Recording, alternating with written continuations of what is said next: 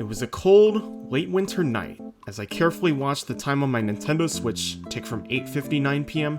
to 9 p.m. It was time. As I successfully opened Animal Crossing New Horizons for the first time, I reminisced on the first time I played Animal Crossing New Leaf on my 3DS. My parents having bought it for me late during the night at Target when I was just 8 years old, not knowing I would play the game 4 to 5 hours a day on average over the course of the next year.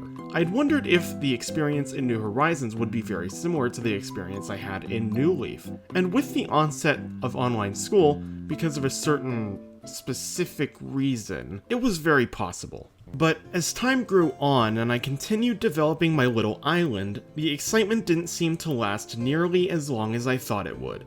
I was playing on average maybe 2, sometimes 3 hours a day, which was no small amount, but by the time 2.5 months passed since the initial release of the game, I was already taking long breaks occasionally broken by the monthly updates. For a long time, I thought this lack of interest was simply because I grew up.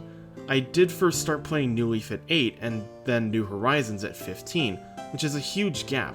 And there is a lot of nostalgia in my heart for New Leaf, so maybe I was just nostalgia blind. But sometime after the 2.0 update, as well as the end of lockdown, the dust settled enough for me and others to see how flawed New Horizons was.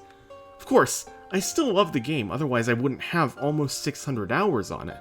The game developers and other employees did a stellar job putting this game together, and without it, who knows just how insane I would have gone during lockdown. These developers are the ones who listen to player feedback and mitigate the issues we've brought up to improve each installment.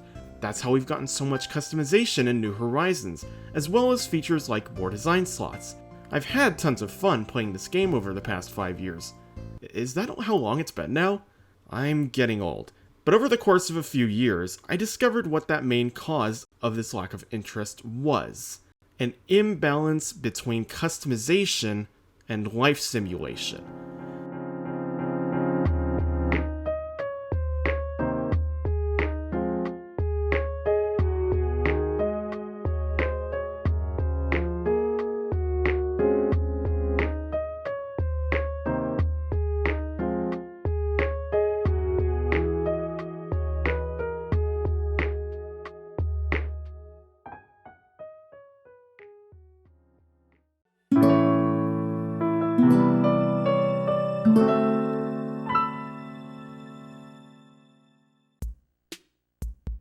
So, let's start off by asking, what is the plot of an Animal Crossing game?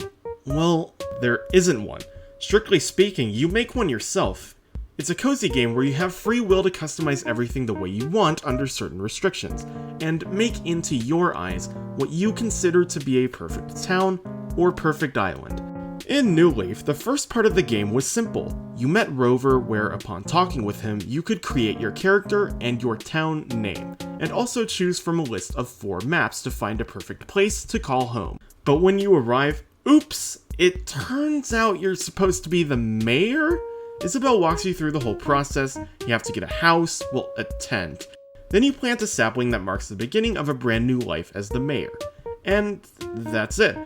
There aren't really any main goals after this. You can upgrade your house, catch bugs, upgrade the main street shops, and more, but it's all up to you from there, and it's never entirely shoved in your face. In older games, it was under this similar premise, but you'd be moving into a new town as a resident and would work for Tom Nook as a way to introduce yourself to the town and other interesting mechanics of each game. This also didn't take very long, maybe 20 to 25 minutes, and once again, you had free will from there with no major goals to complete. In New Horizons, you talk to Timmy and Tommy to set up your character. You fly to the island you chose under a certain hemisphere, which I think is a good new feature by the way.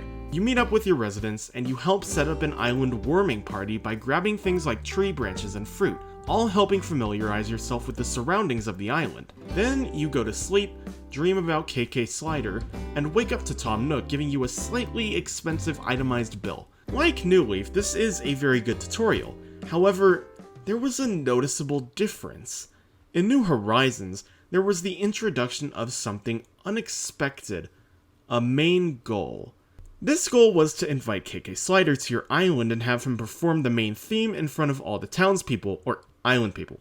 But what makes this a main goal anyway? Well, for starters, going back to the older games, upon finishing the tutorial, you would immediately begin hearing the regular hourly music we all know and love. But in New Horizons, until you unlock the Resident Services building, which takes no less than a week without time traveling, this one track plays 24/7.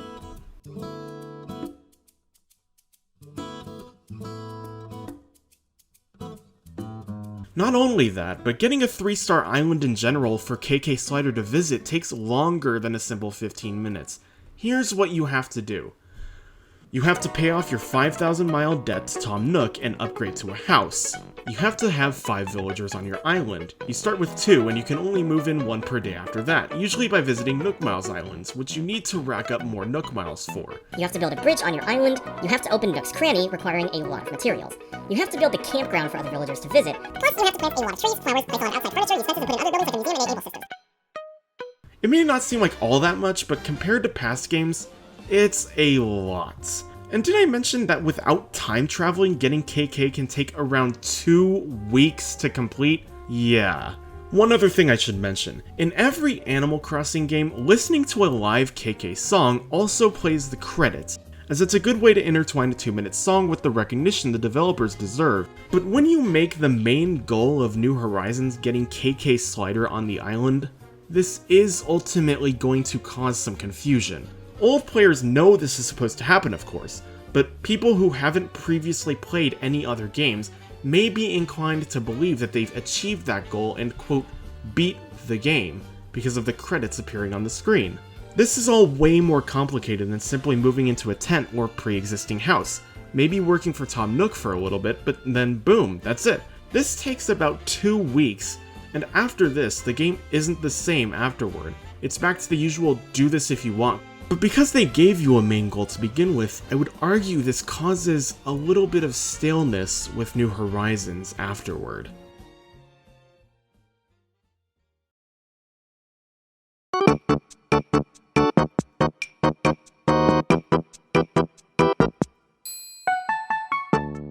I know this seems like a nitpicky section of the video, but tools are very important. Tools in Animal Crossing are what allow you to do many of the tasks you are able to in everyday life in your town or on your island. The main 6 tools in New Leaf and New Horizons are the net, the fishing rod, the shovel, the slingshot, the watering can, and the axe. There are also additional tools like the timer, the megaphone, the vaulting pole, the wetsuit, and the ladder, plus the ground and water terraforming tools. Now, not just in New Leaf, but in all prior games, only your axe would ever break, likely to limit the amount of power you had over your town. Your villagers probably wouldn't appreciate you a whole lot if they walked out to an empty lot. Every other tool, no matter the type, would never break. To get most of these tools, all you would need is 500 bells and a dream, and boom, you're rocking that thing for a long, long time. Now, as you develop your New Leaf town more and more, you can obtain silver tools, each one doing a better job than the previous generation, and once you've mastered the game over the course of at least several months, you would get golden tools, even better than the silver tools. You can now water 9 flowers, you could shoot 3 pellets out of golden slingshot, you could plant trees made of money with a golden shovel, but most importantly in this case, the golden axe was unbreakable. No matter how many trees or bamboo you cut down, expect to rock that thing for as long as that town exists, or until someone steals it. Now, in New Horizons, things are quite different. They introduced flimsy tools, tools that are very easy to break. You can only catch 10 bugs before that net made out of sticks turns to dust in your very hands. Of course, this entirely makes sense. They are flimsy tools, more susceptible to break, which makes getting regular tools better since they're not supposed to break, right? Yeah, all 6 of the main tools I mentioned earlier break after a certain amount of uses. It's definitely to gear people more towards crafting, which makes sense, but it's still such an unexpected, odd twist from the previous installments, and honestly, it's just unnecessary, tedious, and disrupting. I think tool durability in New Horizons would be a bit more bearable if they had some indicator that told us how close our tool was to breaking. Think of Zelda games where there's a warning message, or you can simply think of Minecraft where there's a simple bar beneath your tool. Come to think of it, with New Leaf's axes, they would actually crack apart bit by bit until they actually broke, which was a really good indicator. Yet New Horizons removed this for some odd reason. New Horizons has added some really cool other tools though, like the ladder and vaulting pole, which never break. Also different versions of regular tools which are very similar, like colorful tools or outdoorsy tools. Hopefully these make a return in a future game, and you can customize whatever version of a regular tool you get to restore its durability completely, so it's not all bad. But it's okay, golden tools can save the day because they're golden tools. That means that durability isn't an issue anymore, right? If they were breakable, it wouldn't make sense, because wouldn't that make them almost not even worth obtaining at that point? Exactly, so they should not break.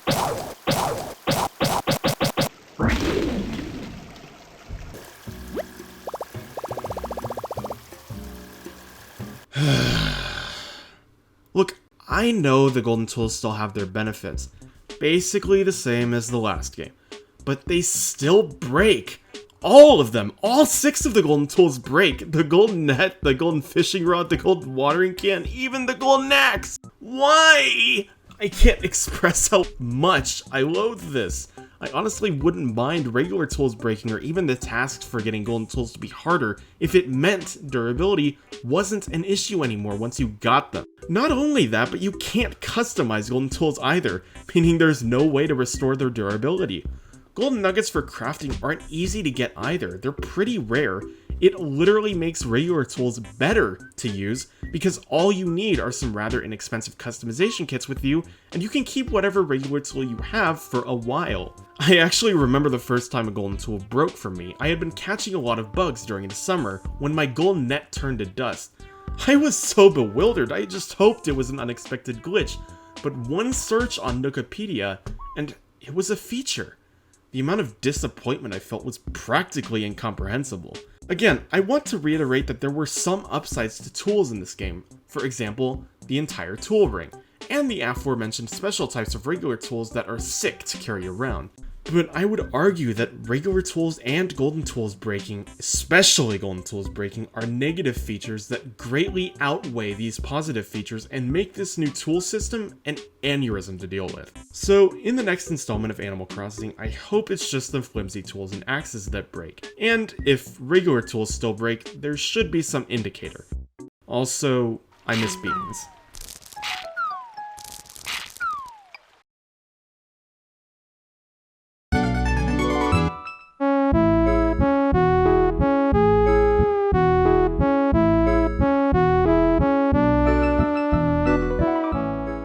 When you started out as mayor in a brand new town, you would discover Main Street, but it would be broken down, abandoned, some spots practically untouched for ages. There'd be a lot of empty space if certain places weren't already boarded up or tucked away. This was up to you to complete. It was up to you to upgrade the Nookling store. It was up to you to motivate NPCs to open new establishments like Kix and Club LOL. And over time, you would turn this broken Main Street into a flourishing center filled with opportunity, even presented so by the different music that would play depending on how far along the progression of Main Street you were. I mean, the final soundtrack basically sounds like completion to me.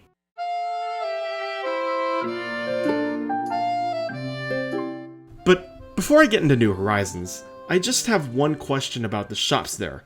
Not a huge question, I just felt like asking, where are they? There are only 2 of them in this game. 2. Not counting Harv's Island. Yeah, 2. That's it. Nook's Cranny and the Able Sisters. Let's start with the Able Sisters. I would actually argue that the Able Sisters here is better than the one in New Leaf, mostly because of the ability to use a changing room to buy far more than you previously could, but I kind of miss Label having her own section. Sure, she comes back for fashion checks on certain weekdays, but I wonder if she should have stayed working at the store. Maybe she could have worked alongside Mabel and Sable in the same room to prove how they're even closer than they ever were, And she could have had intentions of explaining your look in a similar way she does when she inspects your clothing thing outside of resident services. But that's just a thought that could be implemented in the next game, probably. It is great that her name went back to label. But now it's time to address the elephant in the room. And the elephant's name is not Dizzy, it's Nook's Cranny. Ever since the first Animal Crossing, there were at least 3 store upgrades, each better than the last in some form, and each unlocking more items, more tools, and more furniture. You would have to undergo a process to unlock each of these store upgrades. For example, spending and or selling a certain amount of bells total. In New Leaf, they bumped it up to 4 store upgrades. You would go from Nookling Junction to TNT Mart, TNT Mart to Super TNT, Super TNT to the newly introduced TIY, and finally TIY to TNT Emporium. And TNT Emporium was massive compared to every other store. It had 3 stories, the first 4 dedicated to tools and gardening supplies, the second 4 dedicated exclusively to home decoration, which sold 5 pieces of furniture, 2 pieces of wall furniture, 2 wallpapers, and 2 carpets. The third was dedicated to Gracie's boutique, with very expensive furniture. There's something so interesting about watching the little rundown shack eventually become a 3-story department store over the span of several months, with the work that you put in. Then you get to New Horizons, and here's how that goes. You start out with the usual Nook's Cranny shack, but then the store upgrades to this. Not too big of an upgrade, but that's okay.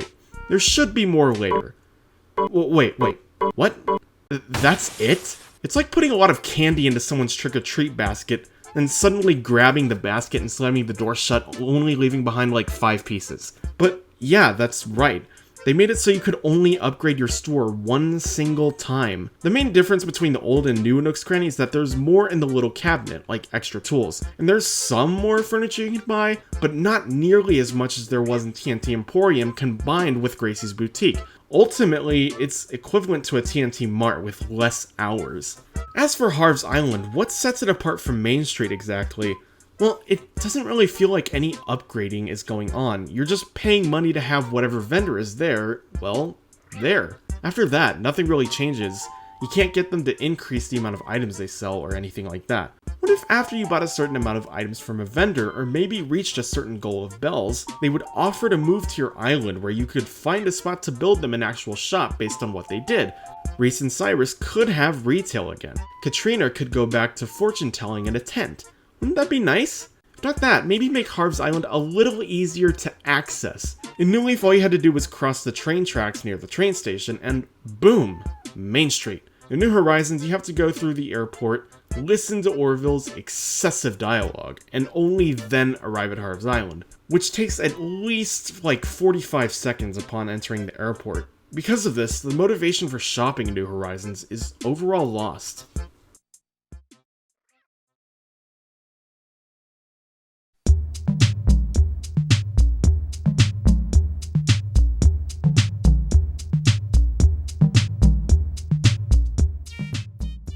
There is an extremely off-putting lack of NPCs in New Horizons, so much so that it's a little concerning. A lot of them are missing, especially NPCs that had existed since the very first game, and I want to talk to you about these NPCs one by one because each has a unique story that shouldn't have been taken away from us. Number 1 is the 3 post office pelicans, Pete, Pelly, and Phyllis. This kind of hurt to find out considering all of them played major roles since the very beginning of Animal Crossing. Sticking to New Leaf here, Pete was the one who delivered your mail at 9 AM and 5 PM every day, occasionally being spotted outside around that time, or appearing outside of your house reminding you to clear your mailbox if it's full.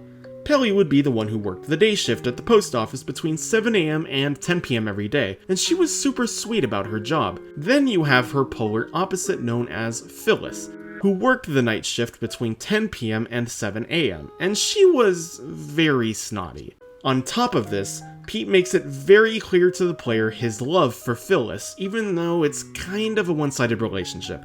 This was a really funny dynamic that got completely wiped along with all 3 characters in New Horizons. Everyone got replaced by a tiny little letter stand to Dodo Airlines. Not only that, but since Pete isn't around anymore, mail only comes to your house only once per day instead of twice.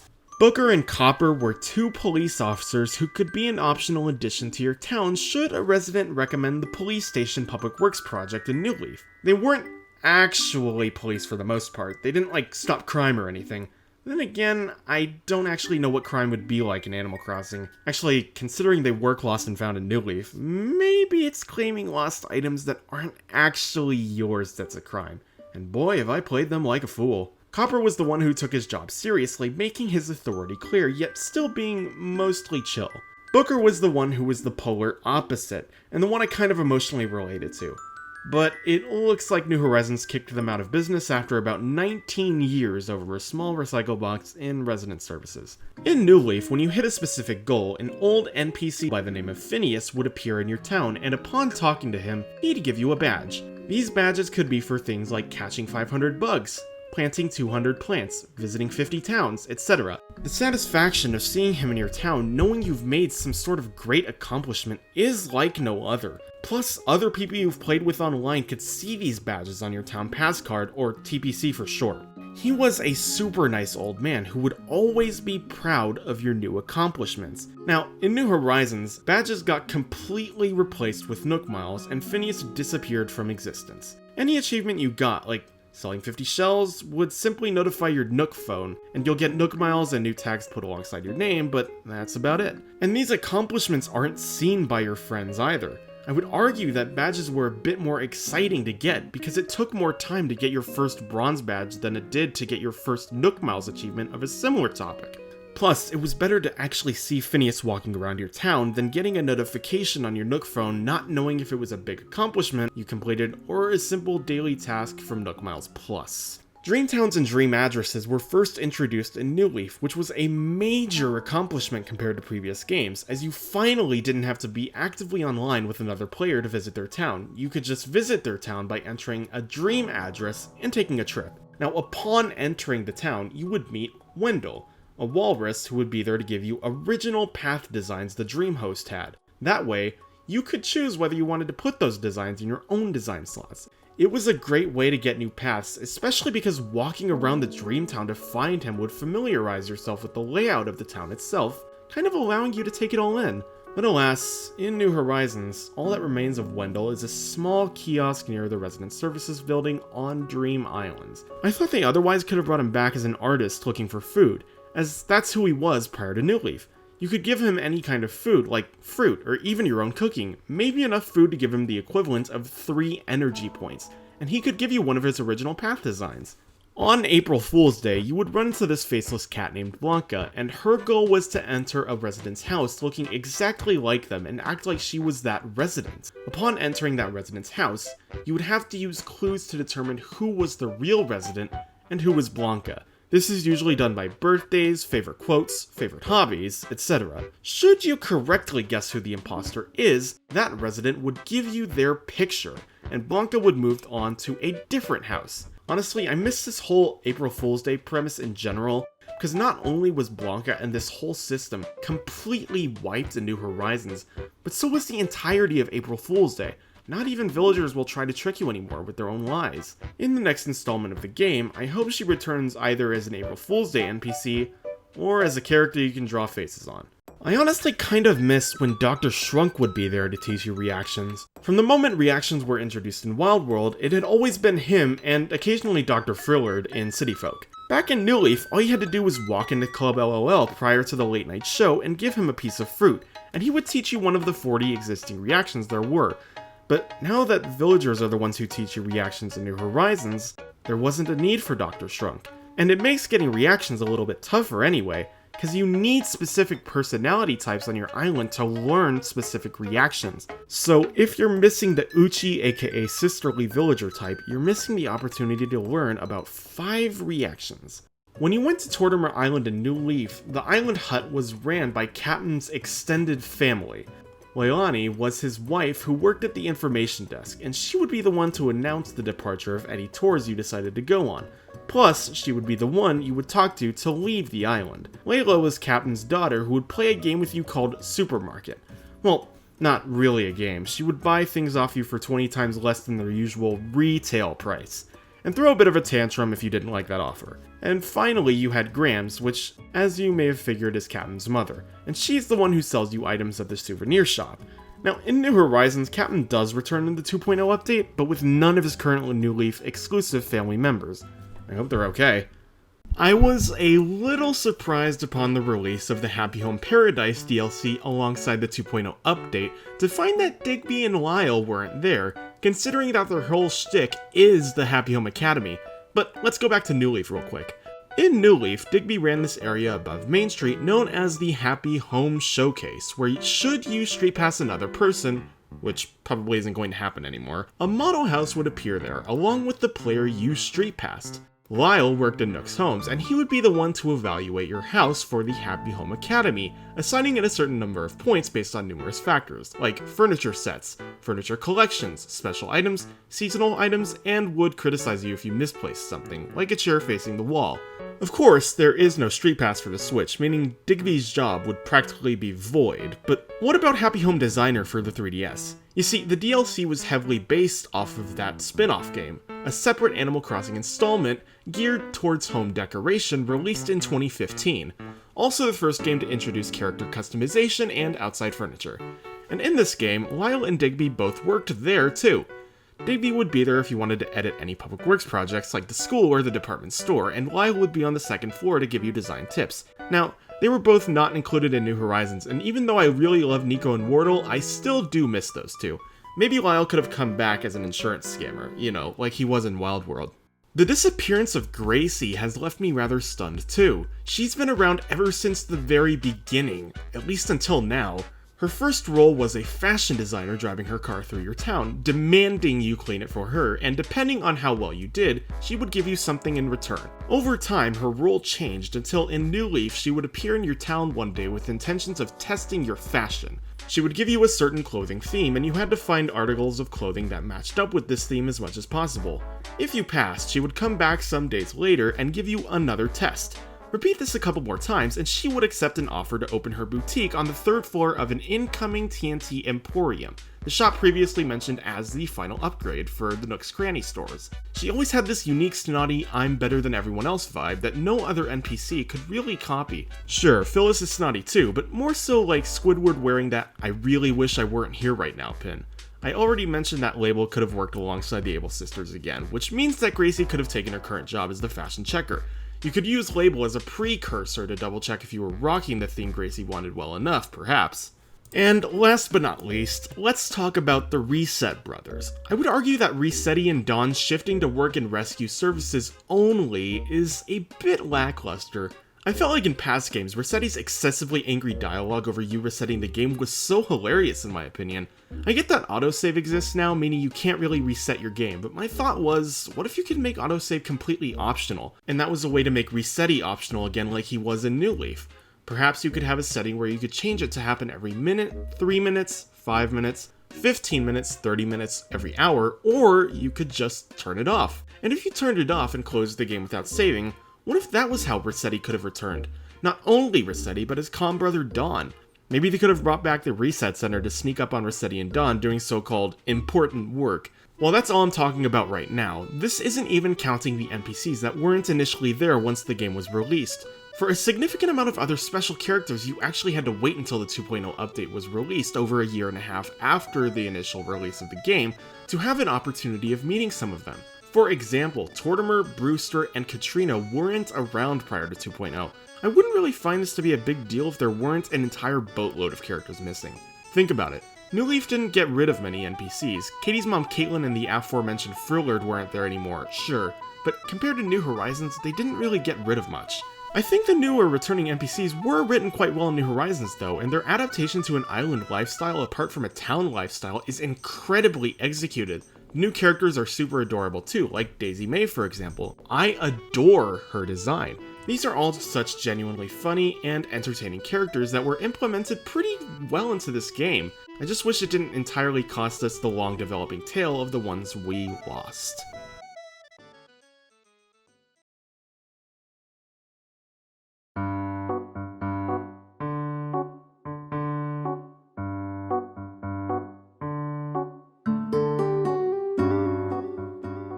This may be one of the most criticized aspects of New Horizons altogether, even by people who are true die-hard fans of this game. Villagers are arguably one of the most important parts, if not the most important part of the entire Animal Crossing series. There are over 400 villagers in New Horizons, each unique in their own way based on their species and personality type. But if I have to say I don't really often take the time out of my island life to talk to the villagers, which I used to do excessively in New Leaf and prior games, something is wrong. But what exactly? What's causing this? Well, first, it feels like they constantly mirror their personality type 24/7, and what do I mean by this? Well, take jock villagers for example, starting with New Leaf. While they are often attributed to their personality in New Leaf, they take the time to actually be more than just that. Maybe they'll tell you about that crazy rumor they heard, or that time they were bit by a mosquito, little things like that. It made them feel more relatable in a sense, and that's what made them more friendly and gave you a bigger incentive to talk to them on a daily basis. But in New Horizons, they kind of fall flat.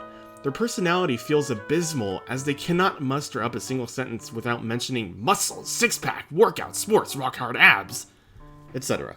The relatability can often be lost there. It's like if you're playing with one of those toys where you spin a wheel and it tells you a specific phrase. That's why they feel like they're existing for a more aesthetic geared purpose. Second, the animals in this game are too nice. Sure, that's not entirely a bad thing, but there needs to be far more personality than just, we've only known each other for 0.01 milliseconds, but to me, we're best friends. Unless you talk to me for more than once a day, that's not okay. I'm not going to say that this wasn't a problem in New Leaf either. They were way too nice in New Leaf, but even in New Leaf, there would be those really good moments of critique, or those moments of true anger should you actually find a way to anger them. Heck, I remember sometimes if you innocently declined one of their requests, they would be a little salty and actually insult you. And don't get me started on how rude villagers were on the original GameCube series. There's a list of videos I linked below for you to get an idea, but they were brutal. Of course, I'm not asking for the villagers to constantly berate you day in and day out, but sprinkling in the sassiness may give these villagers more flavor. Now, real quick, let's talk about when villagers move out. In both games, they will often randomly ping you and discuss their plans with you of moving to a different town or island, and you can choose whether you want them to stay or not. Now, if you do let them move, they don't forget you entirely. In New Leaf. In New Leaf, they actually appear on your town's main street and reminisce of the good times when they were actually a resident of your town. It's a nice little moment of nostalgia not only for them, but for you, and it's super wholesome that they actually remember you. But in New Horizons, it's like their memory got wiped. Visit them on someone else's island, visit them on a dream island, heck, visit them on a mystery island, they will have absolutely no idea who you are and will think you're meeting them for the first time ever. They don't even send you a goodbye letter in the mail, they're just gone. If I were 8 years old again, this would be heartbreaking for me. I feel like New Horizons could have added some way to meet up with old villagers again. Maybe they could shop around at Harv's Island or something, or maybe you could invite them to the Roost. Just throwing some ideas out there anyway. Now, in terms of things I like about villagers in New Horizons, I want to say the devs did an amazing job actually designing them, plus the new ones, especially Audie, based off the famous grandma, with her New Leaf town of several thousands of hours. You should all go watch that video, by the way, it's very cool.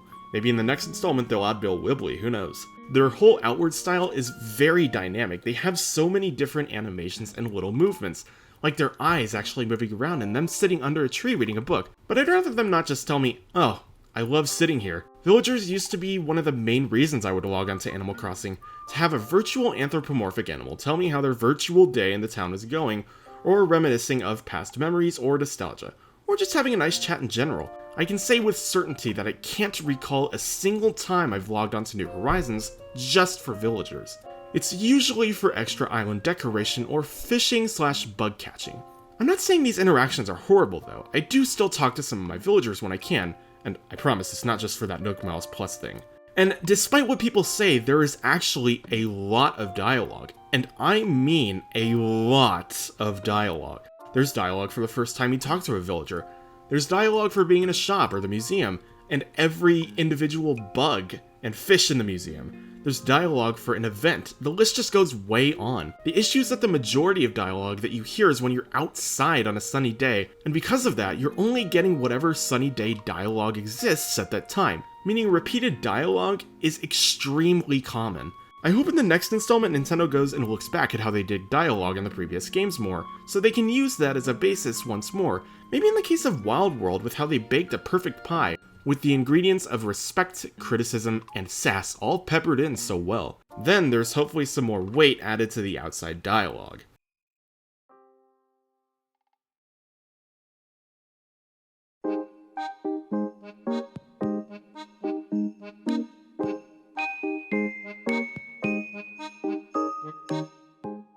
When I first saw the February 2020 Direct for New Horizons, I was initially confused by the whole free updates thing because they looked like holiday characters that had pre-existed in New Leaf but apparently weren't going to be in New Horizons yet? And unfortunately, I was right. See, directly upon the release of New Leaf, you already could time travel to the event you wanted to experience, go diving, visit a dream address, etc.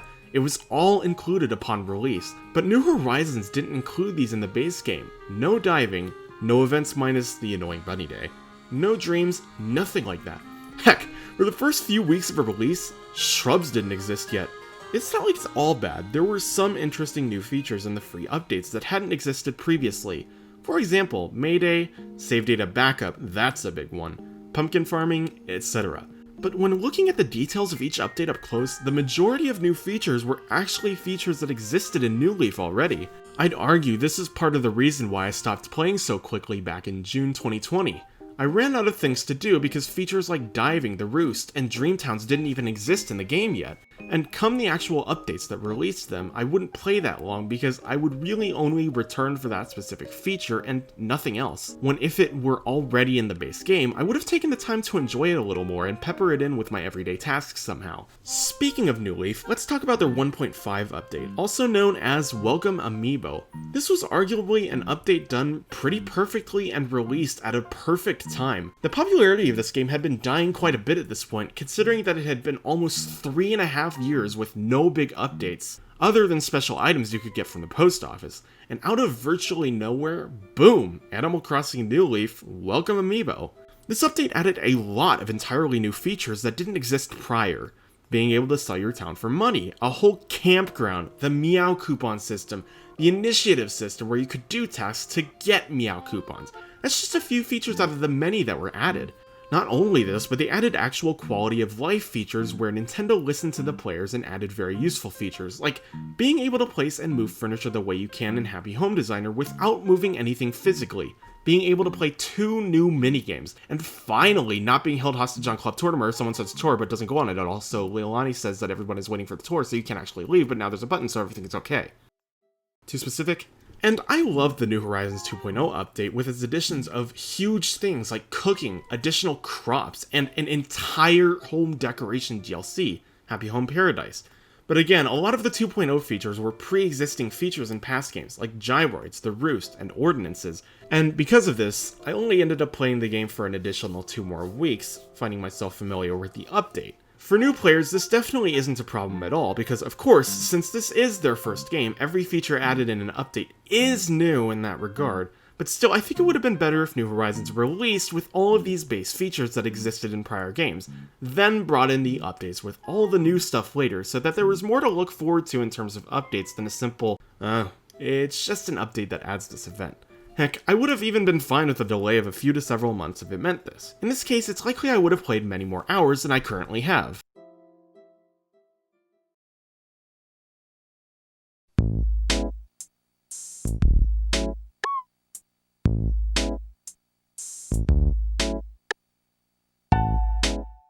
Online gameplay in the entirety of Animal Crossing has always been rather finicky.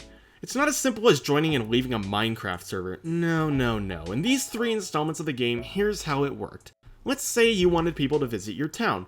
You talked to whoever was working the area to open your town's gates, and after doing so, your friends would have to also talk to these same NPCs in their own towns to be able to visit your town. On your side, your screen would go black and your game would save for just about 30 seconds, and then a cutscene would play showing your friend entering your town. It was quite a lengthy process, and multiple friends couldn't join at the same time either. They were required to go one at a time until the town filled up with people. A maximum of 4 could be in your town, including you. Another reason online had its downsides. What if anyone had a lapse in their internet connection?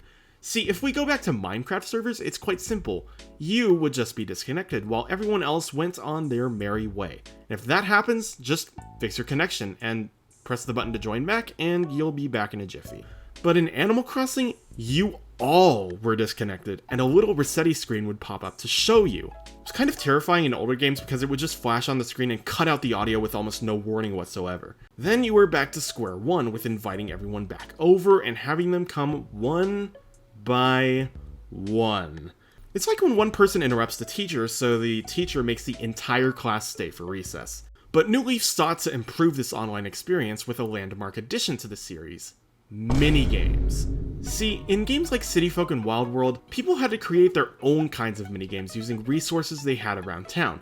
That's how you got things like sumo wrestling and pitfall races. But upon New Leaf's addition of Tortimer Island, you had the opportunity to go on these things called island tours. The premise was simple. You were under a time limit to complete a certain task, like catching a certain amount of bugs or popping a certain amount of balloons. And depending on how well you did, you would get medals you could use to buy special exclusive island furniture and other items. But you could also go on these tours with other people.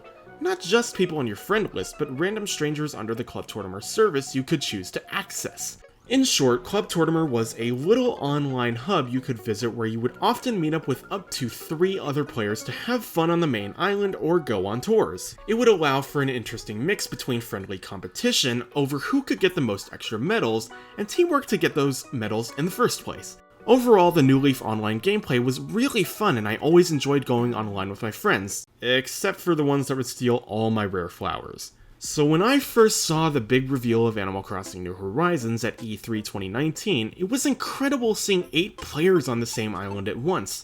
But it also got me thinking. This means they could have likely improved, aka shortened the process for traveling between islands. And come finding out my school was extending its spring break by a week, well, I thought it was anyway, I was ready to roll. Or so I thought I was ready to roll. I remember visiting my friend's island for the first time one day after release, only to discover the process was almost the exact same, but actually slightly longer. Yeah, nothing really changed. Even though online gameplay could be with 8 players, this meant you would have to wait around 10 minutes for everyone to be online if everyone had good connections. And if one person had a bad connection, once again, everyone would be sent home. It's just that when you have 8 players online all at once, it increases the chances of there being connection issues that ruin the experience. If we went to our good old friend's statistics and said each person had a 90% chance of a successful internet connection during the current session, the maximum 4 players total would yield a 65.61% chance of no error screen occurring. But with a maximum of 8 players, this makes for a drop to a 43.05% chance. If we're able to have more players on our island, online should be way more streamlined in this case. There are some upsides to online here though, because you can disallow people from using axes and shovels who aren't in-game best friends, and you can let people you aren't friends with visit your island via a dodo code. But there's a couple more things that set New Horizons far apart from New Leaf in terms of multiplayer. No minigames, and no Club Tortimer. No more tours to go on of any sort. You're back to the way it once was, with making your own games with your own resources. And while I admit it's cool to see what people have come up with, especially through means of terraforming, it's sad that they didn't include minigames in this installment. And now they've removed any sort of online center like Club Tortimer, which I guess it makes sense? Nintendo may have gotten sick of people giving their friend codes away to complete strangers, but then again, it doesn't make sense considering the whole island setting to begin with. This all causes online gameplay to feel far more empty and hollow. Most of the time you're just going to someone else's island either to get a grand tour or just do this.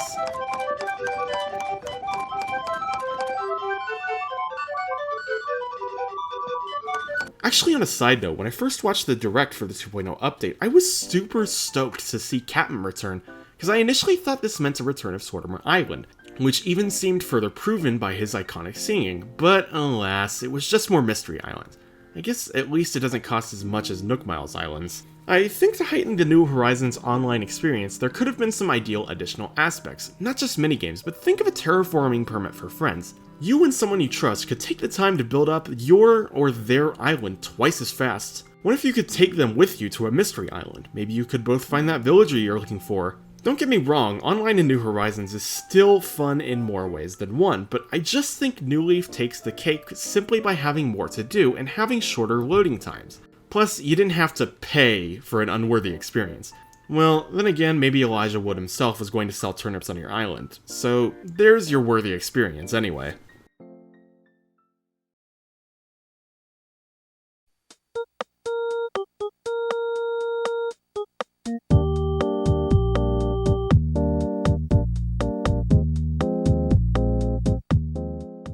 This section is probably the least important section and doesn't hold too much importance. Most of these are basically small nitpicky things that are not even remotely close to top priority for things I hope to see again. Whether they come back or don't is totally fine, but some of them are things or features I do deeply miss, so let's go ahead and get into it. New Leaf was the only game in the Animal Crossing series to entirely revamp snowmen because he introduced an entire family. When you rolled a snowball, depending on the bottom snowball size, you could get 4 different kinds of snowmen. From smallest to biggest, you would get Snowtyke, Snowmam, Snowboy, and Snowman. For Snowtyke, he'll ask you to make all the other members of his family, and upon doing so, will give you a special item depending on how perfectly every other snowman, including him, was put together.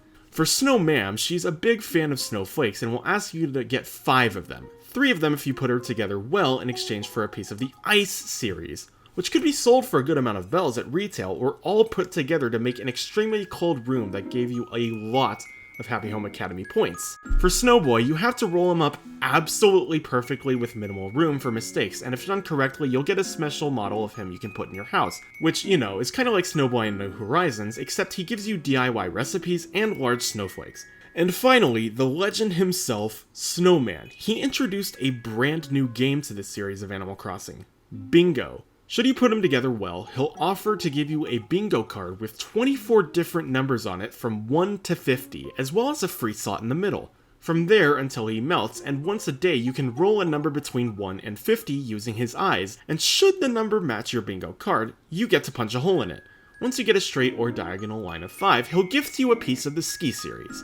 Every single member of the Snow family does not exist in New Horizons other than Snowboy, of course. No more Snowman to give you the Ice series, now called the Frozen series, since you could just craft them. No more Snowtyke to give you any special items for putting his now non-existent family together. And no more Snowman, meaning no more Bingo, which was really disappointing to discover considering that Bingo would be a huge incentive to play New Leaf during winter. Instead, all we have is the occasional mild fury you get when you have rolled up yet another Snowboy that was oh so close to being perfect. Here's nitpicky thing number 1. I do kind of miss the 4-leaf clovers you had the chance of finding around town, as you could use them to get a higher score with the HHA, or just wear them for better luck. In New Horizons, they're technically lumped in with weeds now. Another nitpicky thing, there were these things in New Leaf called melody letters. They worked like normal letters, but there was a tune inside them you could change, so that when someone opens the letter down the line, the tune plays before they read it. Unfortunately, it seems that Little Letter Rack in Dodo Airlines doesn't have them, so maybe they got discontinued. You know how the kiosk in Resident Services only allows you to buy a maximum of 5 items per day? It seems super low, doesn't it? Well, it used to be unlimited. In New Leaf, the kiosk would be located in the department store, and you really only had to worry about how much money you had and how much mailbox space you had, because you could practically shop to your heart's content. With New Leaf, you could have more than just one town per console, quite simply by getting multiple cartridges of the same game. In New Horizons, I more so expected an upgrade from this, or for it to just remain the exact same, but instead, it's one island per console, not cartridge, meaning no matter how many New Horizons copies you have, it'll always load as the same one. New Leaf was the only game to have brand new fruit. In New Horizons and all other Animal Crossing games, you have only 6 pieces of fruit: apples, oranges, cherries, pears, peaches, and coconuts. In New Leaf, this number increased to 17, almost 3 times the original amount. On top of these 6 aforementioned fruits, they added 4 island fruits: mangoes, lychees, durians, and lemons. Then they added something called perfect fruit, a special variation of the 5 kinds of native fruit that tastes better and sells for more. The final 2 other fruits they added were bananas, a second type of fruit you could grow on beaches, and finally persimmons. an exquisite piece of fruit you could only obtain by unlocking TNT Emporium and buying them in the gardening section. In New Leaf, once per day there were these rocks in your town you could crack open to reveal a special kind of ore. The 4 main ones were sapphires, rubies, emeralds, and amethysts, while the 2 rare ones were silver and gold nuggets. You could sell them for some thousands of bells, but you could otherwise customize them and a specific piece of furniture like the Modern series to make really interesting sparkly furniture. Cyrus could also take the 3 gold nuggets and 10,000 bells to make a piece of the Golden series. I'm not entirely sure why they don't exist in New Horizons. After all, think of the crafting ideas. There could have been like a fake cave entrance kind of DIY project, where you could take 30 stone, 10 wood, a sapphire, a ruby, an amethyst, and an emerald. Maybe you could have a wreath made out of ore, or some kind of ore-shaped light. Heck, imagine you could use silver nuggets to craft silver tools. The possibilities are endless. Another nitpicky thing, you used to be able to get a part-time job at the Roost in New Leaf, which would be a great way to pass time, get some coffee beans you could sell to retail, and get some of Rooster's gyroids, but unfortunately, you can't get a part-time job in New Horizons. Now, for this next part, I was initially going to talk about this in its own section, but I figured it would be fine here. The hourly music. There is an incredibly stark contrast between the composition of New Leaf's and New Horizons' hourly tracks. New Horizons admittedly does have a lot of catchy tunes, for example 8 AM, 12 PM, 5 PM, and 2 AM, plus more. Even the ones that aren't as catchy still aren't bad, but to me, a lot of the music just feels far too repetitive. Like, so many of these songs try to build off the main theme in a different way, but ultimately causes them to not feel nearly as different as they should. Meanwhile, New Leaf currently stands as one of my favorite video game soundtracks of all time. Each track had a different sound to it, different instruments, each one was unique, but even in this difference, each track would manage to build off the last in such an amazing way. Morning tracks would sound like morning tracks, day tracks would sound like day tracks, evening tracks would sound like evening tracks, night tracks would sound like night tracks, you get the idea. And there was smoothness, emotion, some of them were so beautifully haunting in a way I can't fully describe. Heck, I still listen to New Leaf's soundtrack outside of the game itself when I'm studying or cleaning my room. If you want to watch this video where I ranked all 96 hourly soundtracks, feel free, link in the description, but you may know where the top and bottom spots are at this point. In the next game, I hope there's more control over the music that plays too. Like, maybe you can change the volume, turn it off completely, or choose a different soundtrack like New Leaf or City Folk. And finally, one of my more important miscellaneous issues, when you became the mayor in New Leaf, you would plant this tiny sapling in the center of the plaza. Every day you hopped onto the game, the sapling slowly grew and grew over time until almost the entire plaza would be covered in its shade, all depending on how much time you spent playing. Plus, you would be able to sit under it and see all the dates flash across the screen of big accomplishments you made, like becoming mayor, completing a public works project, or even a villager moving in. But for some inconceivable reason, New Horizons doesn't really have anything like this. You can read the dates of your Nook Mile stamps to know when you made your accomplishments, but not much beyond that. My idea is that in the spirit of being on a deserted island, you could have some sort of beach plaza area where on either the left or right side of your island, part of the beach is a bit bigger to allow room for an enormous palm tree. It would be a similar premise. On the day you move onto the deserted island, Tom Nook suggests everyone go to this new plaza, gives you the palm sapling, and tells you to plant it as the resident representative. And as time goes on, imagine if, depending on its size, you got a certain amount of coconuts per day from it. I think that would be kind of cool anyway. I can entirely see how people who enjoy the sandbox aspect of cozy games appreciate New Horizons more due to being able to customize from the ground up with so many different options. That completely makes sense. But for me, I like to think of this as a cake with 2 sides and respective flavors. With Animal Crossing, I believe the life simulator aspect and the customization aspect should be split down the middle, where I can spend one half of my time customizing and one half just having a good time and taking in everything that makes Animal Crossing, well, Animal Crossing. But I'd argue New Horizons doesn't really have a good way for me to split it like that. The aforementioned online issues, lack of villager personality, lack of features from New Leaf, causes the cake to be entirely almost one share, one flavor of customization, and eventually I'll get tired of the taste and move on without actually finishing the cake. That's why in 2022, a couple years after the release of New Horizons and several months after the 2.0 update, I decided to make a brand new New Leaf town, and I ended up spending over 500 hours on it over the course of a little over a year, because I felt that genuine enjoyment and was reminded of why I loved it in the first place. But I want to once again reiterate, the developers still did an amazing job with New Horizons. They listened to years upon years of complaints or criticism from past games, and used them as a basis to make an amazing sandbox game with so many personalization features. I can't undersell how much I appreciate these developers. They're the ones who made my favorite series of all time, after all, and made it very well. They've all worked very hard, and are likely working hard on the next installment of Animal Crossing as we speak, which I feel will also be awesome. Thank you for sitting through this whole crazy extensive rant for about an hour, and let me know your thoughts as well. Do you think New Leaf is better than New Horizons 2, or do you think the opposite, and why? What else did New Horizons not include from New Leaf, or what did New Leaf not include from New Horizons? Thank you for watching, be sure to comment, like, and subscribe if you enjoyed the video, and I'll see you all in the next video.